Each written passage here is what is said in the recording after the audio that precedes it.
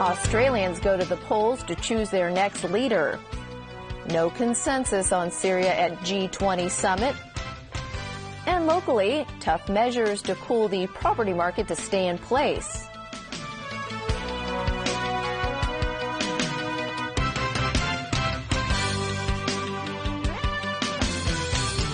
Good evening. Australians went to the polls today to vote in a federal election. The Conservative coalition, led by the Liberal Party, is expected to end 6 years of Labor rule. That's according to opinion and exit polls. And that would pave the way for opposition leader Tony Abbott to become the country's next prime minister. Official results are not yet out, but two senior Labor lawmakers now say their party has lost the election. Alan Booknia has our top story. Both leaders were heckled as they went to the polls. Liberal National Coalition leader Tony Abbott ran on a platform of reining in government spending, stopping the flow of refugee boats arriving in Australia, and scrapping an unpopular tax on carbon emissions. Abbott was once dubbed unelectable by a former boss. He was also called a sexist and misogynist by former Prime Minister Julia Gillard. Prime Minister Kevin Rudd, meanwhile, has seen his stock fall since ousting Gillard as Labour leader in June.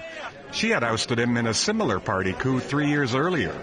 The public became increasingly frustrated amid years of party instability and bickering, and there was widespread hatred of the carbon tax on major polluters that saw prices at the cash register go up. Turnout among the more than 14 million eligible voters was extremely high. And that's because people are fined if they don't vote. I voted for the Libs because how you could give the Labor Party a vote in this country after what they've done to it over the last 6 years is just a joke, you know. On the waste alone, the money they've wasted alone, it was enough for me. I voted Labor today because I just believe in social justice, and I just hope that they have a broader social, more lenient to social policy to help people who in need. I've always supported the Labor candidate, but the way things are going now, I've swung over to Liberal. I think we'll get a better deal. Alan Booknia, TVB News. Australians living in Hong Kong have been voting in their consulate here. Officials say turnout's been quite good. The culture in Australia is for people to actively vote and to want to vote. So we make voting facilities available to all Australians overseas through all of our consulates, high commissions and embassies. And the pattern over the last few elections has been that the largest number of votes taken at any individual polling booth is at the High Commission in London is number one. The consulate in Hong Kong is number two. And believe it or not, more people actually vote here than any individual polling booth anywhere in Australia, anywhere in Sydney or Melbourne. So there's a big concentration of Australians, particularly in London and Hong Kong, and our experience has been that they like to come out and vote on election day. At the close of the G20 summit in Russia, U.S. President Barack Obama admitted drumming up support for a military strike in Syria remains an uphill battle. Moscow and Washington are still sharply at odds over the Syrian conflict. As the G20 summit wrapped up, President Obama made one last pitch to garner support for launching a military strike on Syria. He said when it comes to killing innocent people with the use of chemical weapons, he stands by his decision to stop the Syrian regime from committing such atrocities. There are a whole bunch of decisions that I make that are unpopular, as you well know. But I do so because I think they're the right thing to do. And I trust my constituents want me to offer my best judgment. But Russian President Vladimir Putin hit back. He reminded those at the G20 meeting that the use of force against a sovereign state is possible only if done in self-defense. And he made it clear Syria is not attacking the United States. The UN envoy to Syria is adamant Washington should back off unless it obtains UN approval. And international law law says that no country is allowed to take the law into their hands. France was the only country that said it stands ready to strike alongside the U.S.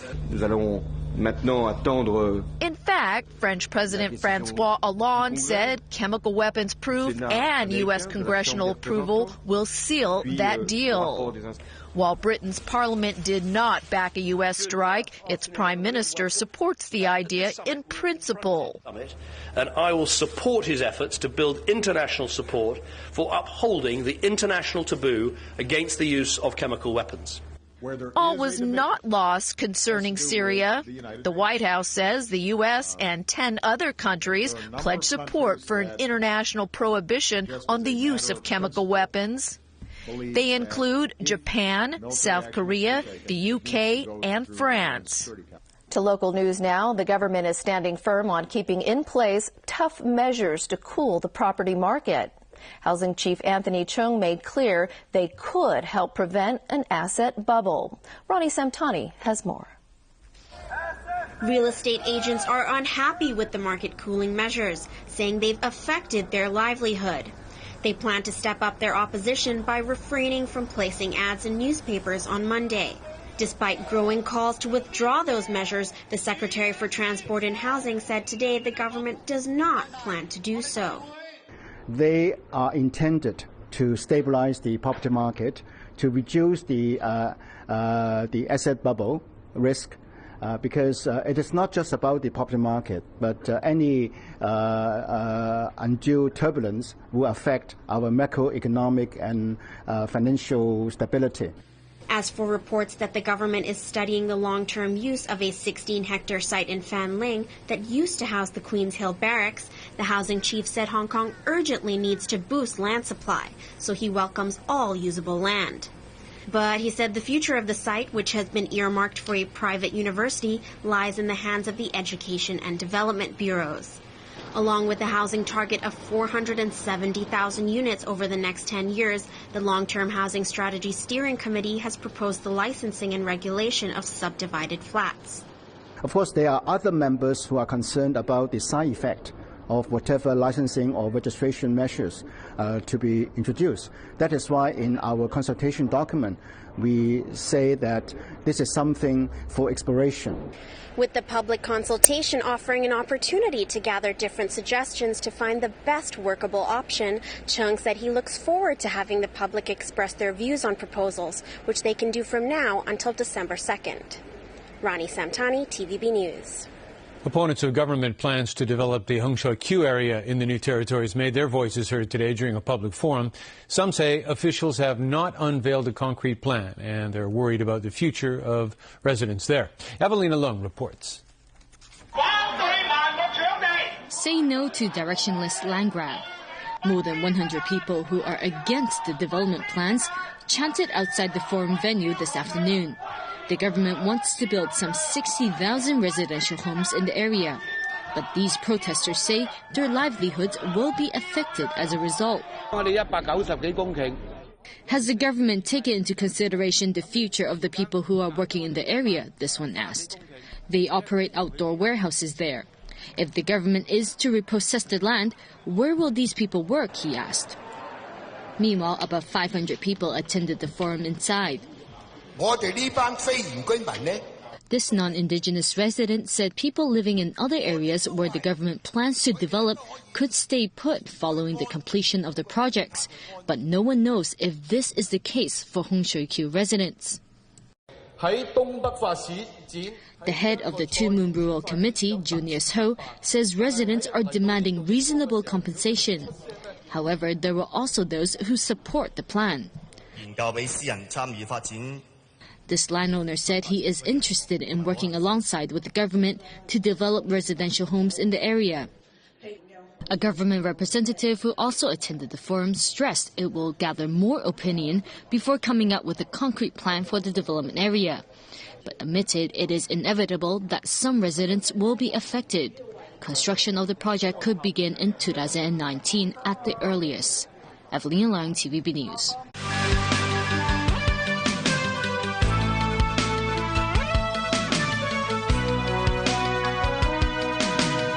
Welcome back.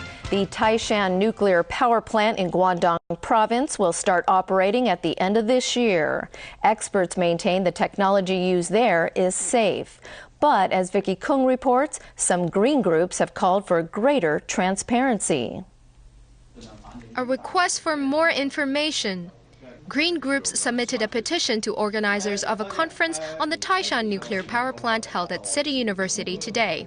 Nuclear safety transparency in China and France is in different level. In France or European country, we can find a lot of detailed reports of how they solve the problem. However, in China, we can find none of it. Some have raised concerns about the technology used at the Taishan plant, saying it has not been tested before. But experts assured the public that Chinese and European authorities have found no problems with the hardware design. They insist the design is safe and that problems experienced in Europe were caused by miscommunication among workers hired from different countries. They have something like 5 different languages, spoken in the workplace. I understand that actually have created some defects, so they need to stop and sort of like fix the problems. As the current reporting mechanism involving incidents only covers the Daya Bay nuclear plant, Luke also called for the extension of the system to all nuclear reactors near Hong Kong. Previous nuclear power plants were designed to operate for 40 years, but the Taishan power plant is expected to stay in service for 60 years, starting this December. Vicky Kong, TVB News. The information technology sector lawmakers raised doubts about government plans to reallocate some of the 3G mobile spectrum being used. Charles Mock also asked why the Communications Authority is pushing for competition in telecommunications but not free-to-air TV. Diane To has more. The plan is to take back 1/3 of the 3G spectrum being used by each of the 4 existing network operators and auction it off to try to create more competition. According to the government, users will experience service degradation of at least 9%, or up to 27% according to a study commissioned by the mobile operators. Speaking to TVB News today, IT sector legislator Charles Mock questioned just how much good the extra competition will ultimately bring, given that Hong Kong is already one of the most competitive places in the world for the 3G market. How much more we can get from this competition before we get to a situation where there is actually over-competition, which means that companies might be duplicating their investment, not to the benefits of the users. They do not have a sizable market in order to get an economy of scale and so on. So ending up that users might actually suffer in terms of this quality of service and their prices. He suggested Hong Kong take reference from Britain, where the government allows existing operators to keep the spectrum they have, but renegotiates the terms so as to better protect consumer interest. Mock also questioned why the government is pushing ahead with the renewal of mobile network licenses, which is due in 2016, when the free-to-air television licenses expire in 2015.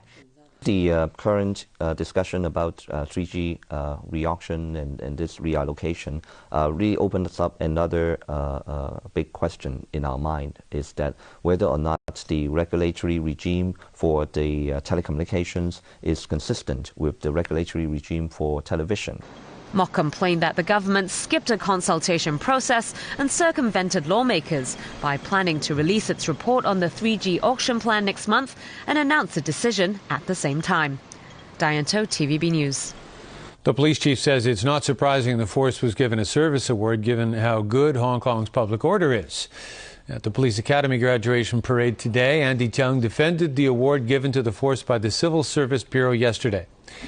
Called on people to look at how safe Hong Kong is and said it's reasonable for the team's hard work to be acknowledged. His comments came after State Leader Zhang Dejiang praised the city's disciplinary forces in Beijing earlier in the week. A massive signboard fell on a private car in Sham Shui Po today. The 5-by-1 meter signboard had been attached to a building on Fuk Wing Street. It fell on the vehicle at around noon. No one was injured, and police say there were no suspicious circumstances behind the incident. Former American professional basketball star Dennis Rodman has called North Korean leader Kim Jong-un his friend for life. Rodman was speaking in Beijing after wrapping up a visit to the north. I'm doing this game here, international game here. in North Korea with their team and my team. And then one thing, hopefully that they can do some really good stuff. He's my friend for life. I don't care what you guys think about him.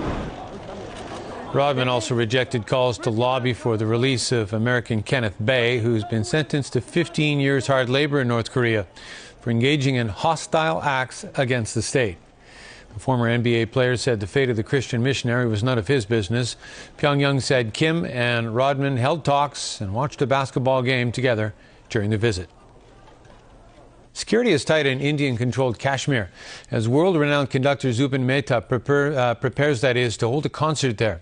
Mehta will conduct the Bavarian State Orchestra in the performance tonight. Security forces have been on high alert after separatist groups called for protests against the concert by the Indian-born conductor. Speaking ahead of the concert, Mehta stressed, "Music is the message of peace." He also brushed aside the controversy over his decision to hold the event in the disputed region.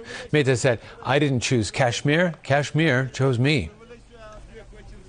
People in the Maldives went to the polls today as the island nation votes in a presidential election. Incumbent president and candidate Mohammed Wahid Hassan voted early in the day in the second multi-party election ever held in the Maldives. He came to power in February 2012. This followed the controversial ouster of former President Mohammed Nasheed, the first to be elected democratically. Nasheed is also running this time around. There are two other candidates, and all four feel they have a chance to win. If no one gets more than half of the ballots in this round of voting, there will be a second round held. And now to update our top story, Australia's Conservative opposition has swept to power in a national election and ended 6 years of Labour Party rule. Prime Minister Kevin Rudd has now conceded defeat. And that is an official wrap of our news. Thanks so much for joining us tonight and have a great weekend. Good night.